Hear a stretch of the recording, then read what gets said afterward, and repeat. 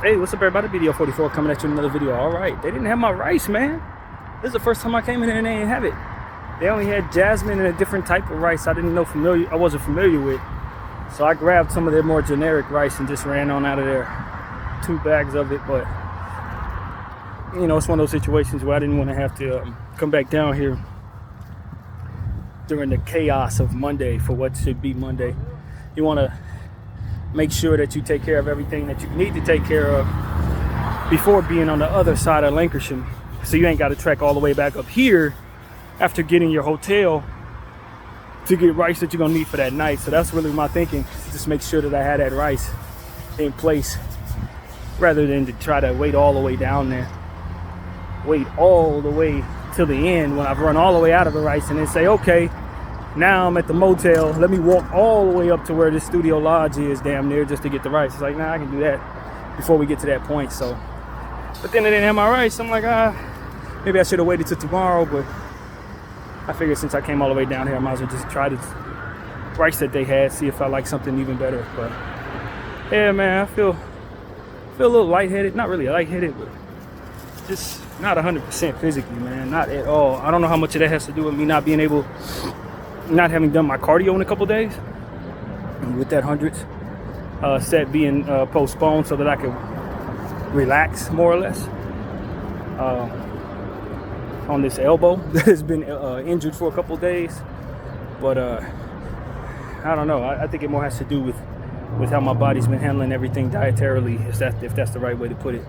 It's been struggling with that, and so energy's down. But all in all, I'm just trying to keep my energy in a space mentally and spiritually that is positive. As I've told y'all in the last video, I wasn't 100%, just dealing with the once again reinserted stress of the circumstance. When the cycle comes back around, it's like, all right, I gotta ask for support from the fam. I gotta get ready to check out of the room and do the whole cycle of trying to get a room down there at the Hollywood, North Hollywood Hotel, and then spend the night there and get up early, trek all my stuff back over here. Hopefully I can get a room, check into that room. Hopefully it's a good bed and good shower. Like, just tired of that routine to no end, and thought I would be out of it once GR came around. It did come around, but it's one of those situations where I've yet to get into the programs that are available to me. So this becomes a situation where you find yourself stressed about that. But you know, I'm just tired of it, as I guess anybody would be in this situation after going through it now for almost a full 3 months. I'm tired of it, man. But in that same breath, it's like, you know, God has blessed me. You know, I look up and I say, man, how many times I've felt like this, and how many times did He make it better? You know, that's what comes into play. You start realizing He's made this situation so much better than what it was projected to look like a good portion of the time when I was feeling this way. He always straightened it out. He always made sure I had enough.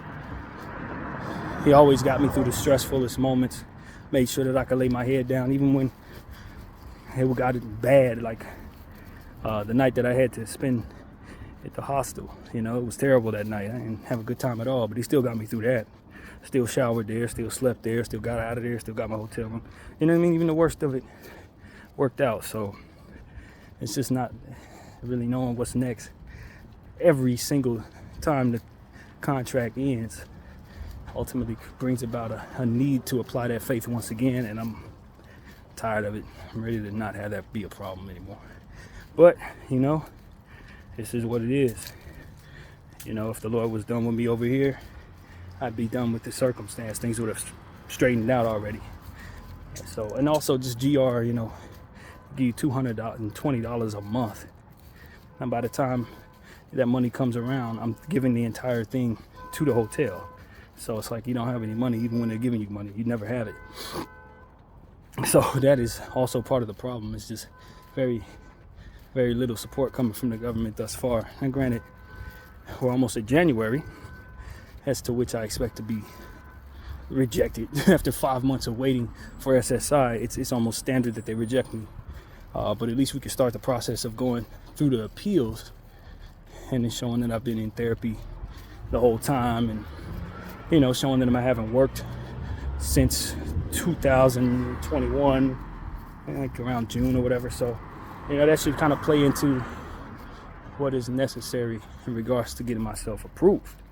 So that's my hope, is that if they decide to deny me, we can go through the process of appealing rather quickly.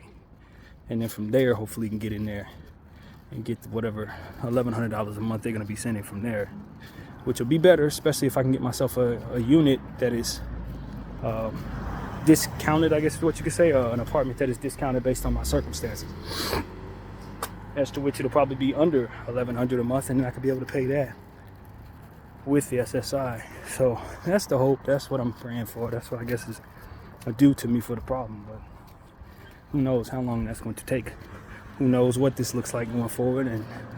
And we just got to keep pushing forward. But that is what I'm dealing with. Today was just one of them days where it's like, yo, man, not feeling my best, but still trying to maintain what it is that I'm supposed to be maintaining to assure that I do end up feeling my best later on. So that's what it's about, man. Just maintaining and giving God the glory the whole time, man. Not giving up or giving in or taking steps backwards with my faith and all of that different stuff that needs to be in place and intact when you're going through these problems, But, it's one of those situations where I was thanking God just the same. It's like, yo, most of the time, I'm usually stressing over things outside of this problem, on top of this problem. And this is one of the first weeks since I've been in a situation where I just wasn't stressing over some of those same things. My homegirl Kay and that whole situation, it's just not a problem right now. It's just not. I understand her better, and I understand what that was about in terms of the enemy trying to attack me by way of using her circumstance to do so, and my perception of that, and I just kind of healed from that, and so we can't use that no more. And that's really what it comes down to. The enemy can't use her absence to try to attack my mentality or my emotional state or whatever. When she's distant, I just understand that that's what it is. She's being distant. And when she comes back around like she has on a day like today, still welcoming of her friendship, because that's an important friend of mine. But as far as me feeling some kind of way when she doesn't, it just you get to a point where you just work your way through that through prayer.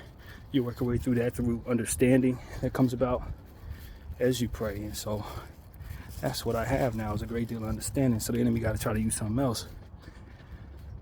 But that's exactly what he's trying to do. He's trying to use something else.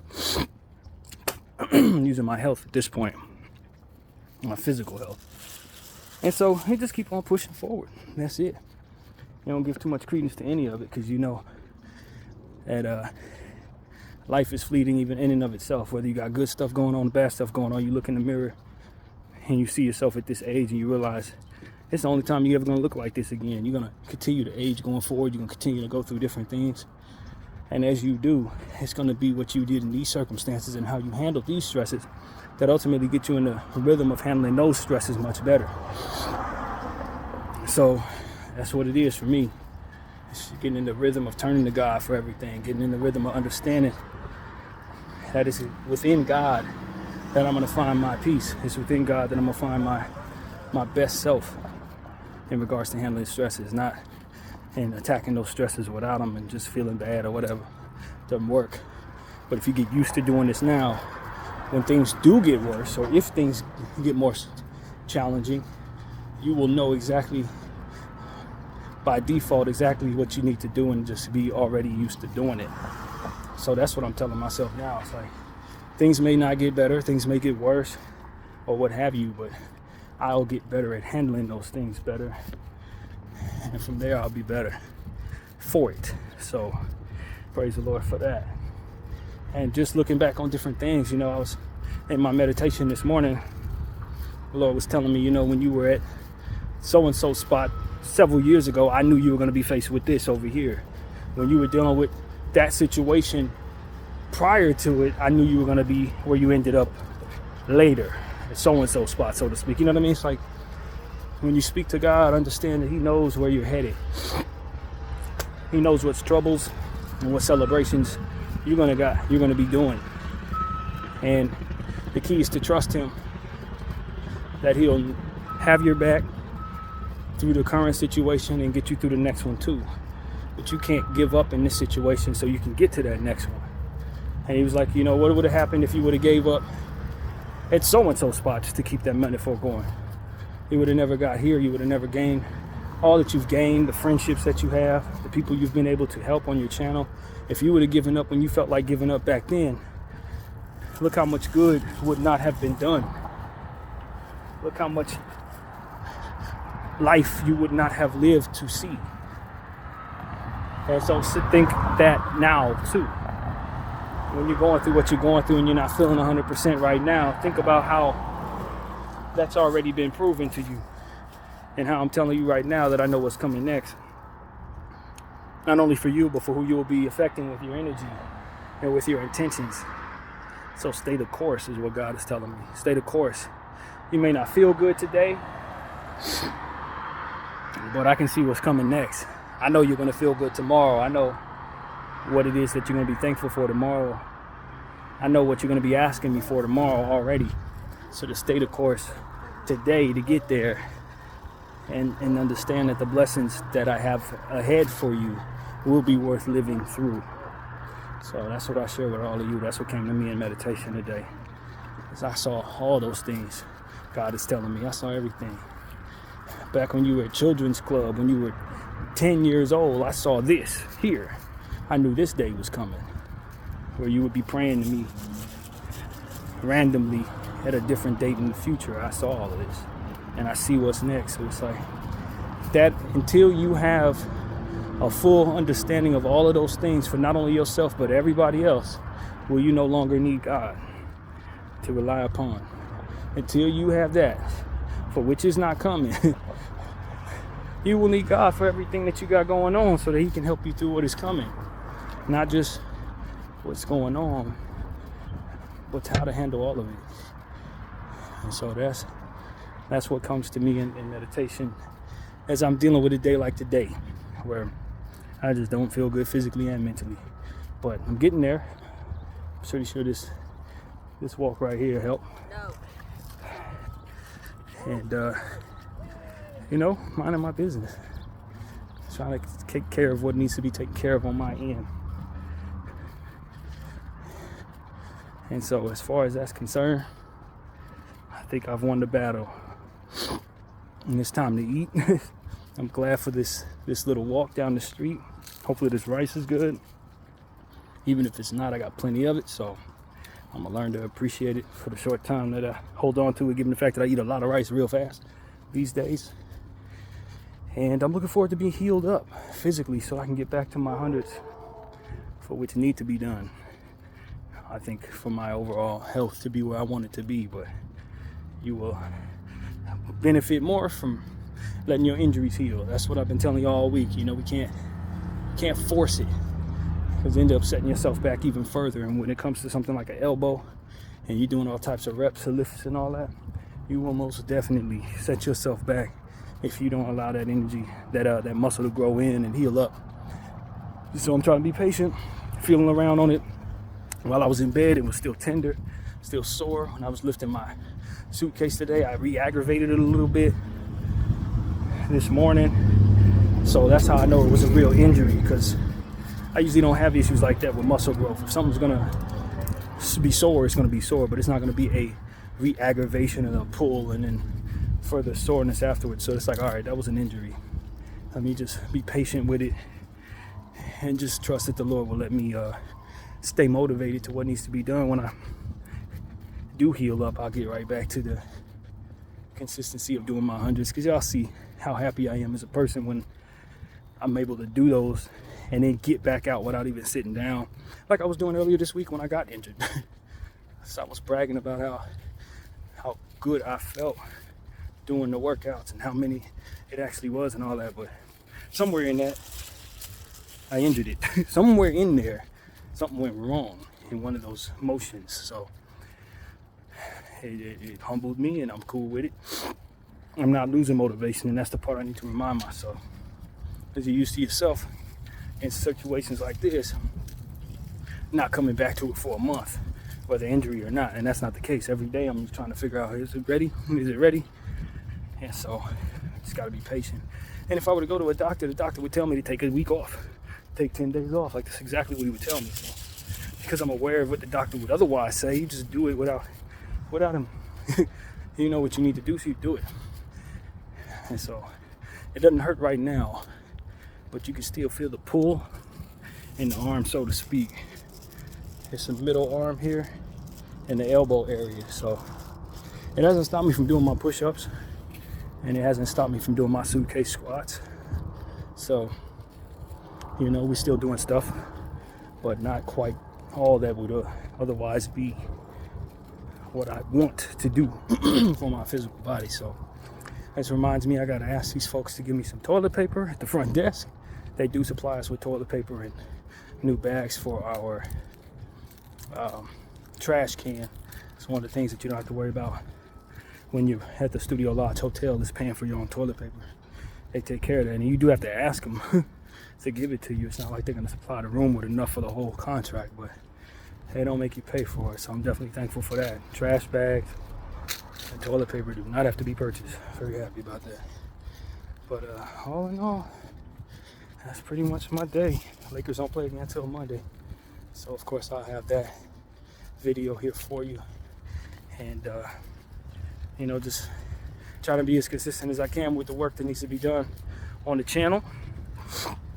Thankful for that, for the outlet that I have, and trying to maintain my peace in regards to everything that I'm seeing in my phone in Gaza.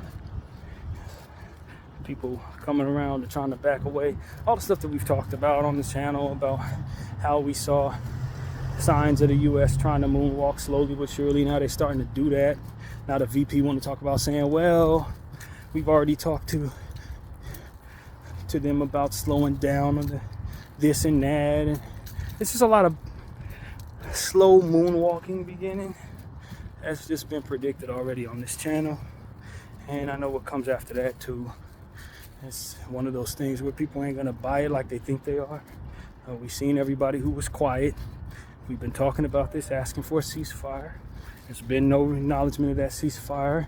People have been acting like they've been counted on to act. And that's what I've been taking from this. It's this dystopian thing. When we talk about people acting like things aren't happening when they are, it's not about whether or not they're convincing in their acting. It's about whether or not they're willing to act in the presence of people telling them to stop acting. It's almost like that's the job. It's like that's the requirement, to act. It's not to be convincing in your acting. You could be a bad actor, just don't stop acting. That's what I'm gathering from all of those celebrities and the politicians who are ignoring this. It's like, it's not that they're very convincing at all. It's just that they better not break character. BDF 44. I thank you all for watching.